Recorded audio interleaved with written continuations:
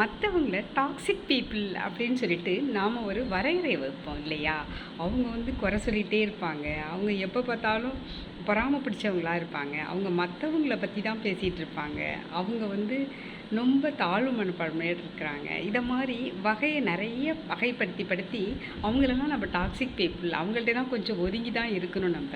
அவங்கள நம்ம கொஞ்சம் எனிமி அப்படின்னு கூட நம்ம நினைக்கிற அளவுக்கு நம்ம மனசு அவங்களெல்லாம் கொஞ்சம் டிஸ்டன்ஸ் மெயின்டைன் பண்ணலாம் அப்படின்னு நம்ம நினைக்கும் இல்லைங்களா? ஆனால் நீங்கள் ஒரு இடத்துல உட்காந்து அமைதியாக உங்கள் மனசை நீங்கள் நினச்சி பாருங்களேன். நீங்கள் யார் மற்றவங்களெல்லாம் எந்தெந்த வகையில் டாக்ஸிக் அப்படின்னு சொல்கிறீங்களோ அந்த குணாதிசயங்கள் உங்கள்கிட்ட இருக்கா அப்படின்னு ஒன்று ஒன்றா கணக்கிடுங்க.